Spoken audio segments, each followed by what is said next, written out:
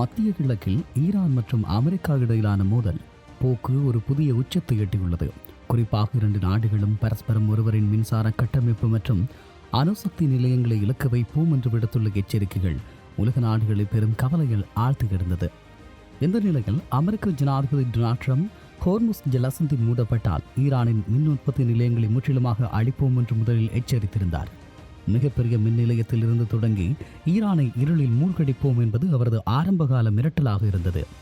இருப்பினும் மார்ச் மாதம் 23 அன்று ட்ரம்ப் தனது நிலையில் ஒரு மாற்றத்தை அறிவித்தார். ஈரானிய மின் நிலையங்கள் மீதான தாக்குதலை 5 நாட்களுக்கு ஒத்திவைப்பதாகவும் இரு நாடுகளுக்கும் இடையில் ஒரு முழுமையான தீர்வுக்கான பேச்சுவார்த்தைகள் நடைபெற்று வருவதாகவும் அவர் குறிப்பிட்டார். இந்த நிலையில் அமெரிக்காவின் அச்சுறுத்தலுக்கு பதிலடியாக ஈரான் தனது இராணுவ வலிமையை பயன்படுத்தி வளைகுடா பிராந்தியத்தில் உள்ள அமெரிக்காவுடன் தொடர்புடைய முக்கிய இடங்கள் பட்டியலை வெளியிட்டுள்ளது.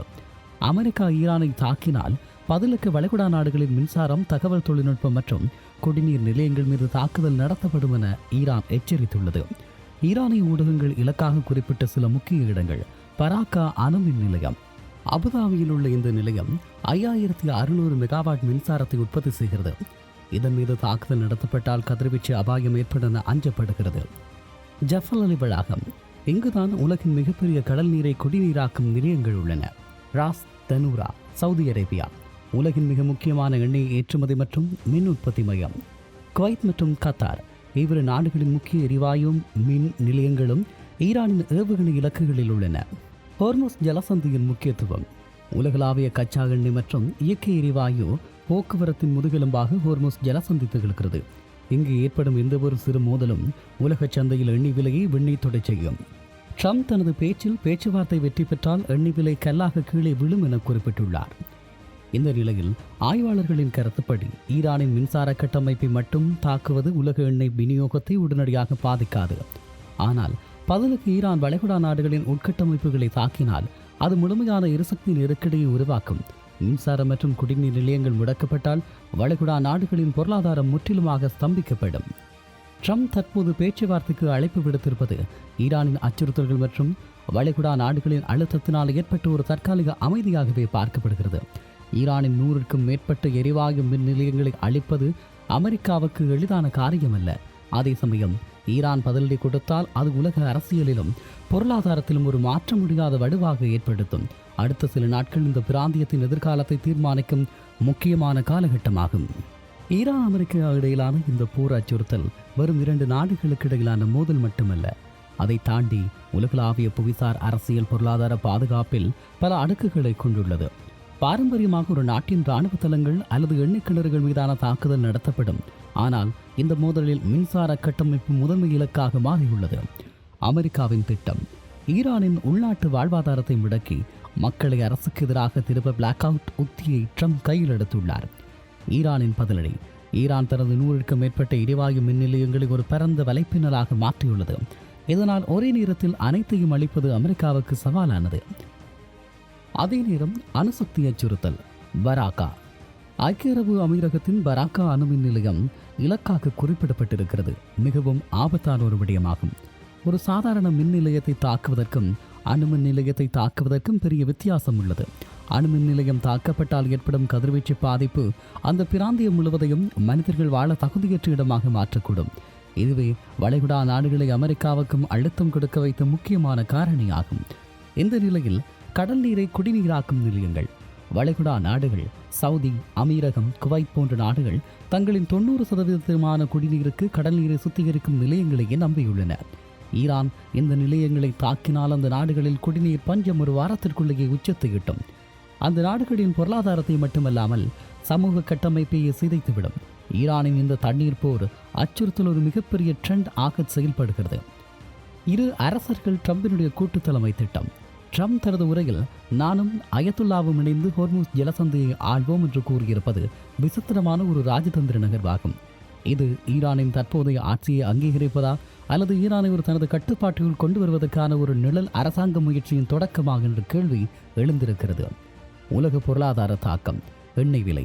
ஹோர்முஸ் ஜலசந்தி வழியாக ஒரு நாளைக்கு சுமார் 21 மில்லியன் பேரல் எண்ணெய் கடத்தப்படுகிறது. இது உலக நுகர்வில் 20% ஆகும். காப்பீட்டுத் தொகை. போர் பதற்றத்தால் கப்பல்களுக்கான காப்பீட்டுத் தொகை அதிகரிக்கும். இது நுகர்வோர் பொருட்களை சென்றடையும் விலையை உயர்த்தும். அதே நேரம் பரிமாற்ற சங்கிலி சிதைவு. ஒருமுறை வளைகுடா பிராந்தியத்தில் கட்டமைப்பு சீர்குலைவு ஏற்பட்டால் அதை சரி செய்ய பல ஆண்டுகள் ஆகும். இது உலகளாவிய பணவீக்கத்திற்கு வழிவகுக்கும். இப்படியான ஒரு சூழலில் ஈரானின் வெளியுறவு அமைச்சகம் ட்ரம்பினுடைய பேச்சுவார்த்தை அழைப்பை ஏன் மறுக்கிறது என்ற ஒரு கேள்வி இருக்கிறது. தென்கொரியாவால் கட்டப்பட்ட பராக்கா அணுமின் நிலையம் தாக்கப்பட்டால் சர்வதேச அணுசக்தி முகமை என்ன நடவடிக்கை எடுக்கும்? அதே நேரம் வெனிசுலாவினுடைய அதிபர் நிக்கோலஸ் மதுரோவை பதவியில் இருந்து நீக்கிய, அதாவது 2026 ஜனவரியின் நடவடிக்கையை ஒரு வெற்றிகரமான முன்மாதிரியாக கொண்டு அதே பாணியிலான ஒரு மாற்றத்தை ஈரானிலும் கொண்டு வர ட்ரம்ப் ஆர்வம் காட்டி வருகிறார். இருப்பினும் ஈரானின் அரசியல் மற்றும் இராணுவ கட்டமைப்பு வெனிசுலாவுக்கு முற்றிலும் மாறுபட்டது என்பதால் இந்த வெனிசுலா மாடல் ஈரானில் சாத்தியமா என்பது குறித்து சர்வதேச அரசியலாளர்கள் முன்வைக்கும் காரணங்கள். வெனிசுலாவில் அமெரிக்கா கையாண்ட உத்தி என்பது அந்த நாட்டின் ஒட்டுமொத்த அச்சு அரசு இயந்திரத்தையும் சிதைக்காமல் தலைமையை மட்டும் அகற்றுவது. தலைமை நீக்குதல். மதுரோவை பதவியிலிருந்து அகற்றிவிட்டு அவருக்கு பதிலாக டெல்சி ட்ராக்ஸ் போன்ற ஒரு இடைக்கால தலைவரை அமர்த்துவது. அரசு இயந்திரத்தை பாதுகாத்தல். இராணுவம் மற்றும் அதிகார வர்க்கத்தை அப்படியே வைத்திருப்பதன் மூலம் உள்நாட்டு போரை தவிர்ப்பது. ஈரானிலும் இதேபோல் உயர்மட்ட தலைவர்கள் அயத்துல்லா அலி கமேனி போன்றோர் நீக்கிவிட்டு ஒரு இணக்கமான தலைமையை உருவாக்க ட்ரம்ப் விரும்புகிறார். ஈரானின் வெனிசுலா அல்ல. முக்கியமான வேறுபாடுகள்.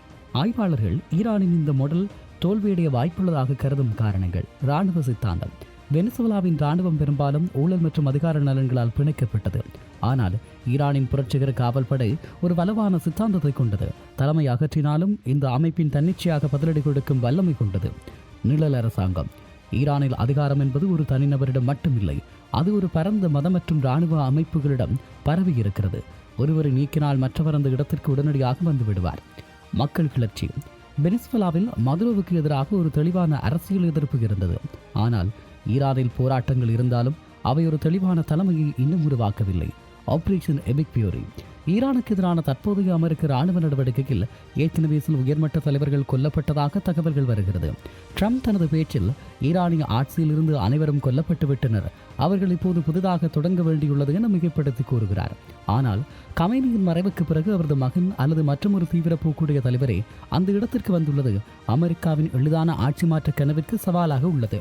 அதே நேரம் பெஞ்சமின் நெதன்யாகு ஈரானில் ஒரு மேலோட்டமான மாற்றத்தை விரும்புவதில்லை. வெனிசுலா மாடல் போல ஒரு தலைவரை மட்டும் மாற்றுவது போதாது என்றும் ஈரானின் அணுசக்தி மற்றும் இராணுவ கட்டமைப்பை முற்றிலுமாக சிதைக்க வேண்டும் என அவர் அழுத்தம் கொடுக்கிறார். சுருக்கமாக சொன்னால் ட்ரம்ப் விரும்புவது ஒரு குறைந்த செலவிலான ஆட்சி மாற்றம். அதாவது தரைப்படை வீரர்களை அனுப்பாமல் வான்வழி தாக்குதல் மற்றும் உளவுத்துறை மூலமாக தலைமையை மட்டும் மாற்றுவது. ஆனால் ஈரானின் புவிசார் அரசியல் சூழல் இது ஒரு நீண்டகால போராகவே அல்லது பிராந்திய மோதலாகவோ மாறக்கூடும் என்ற அச்சத்தை தொடர்கிறது என்றும் சொல்லலாம்.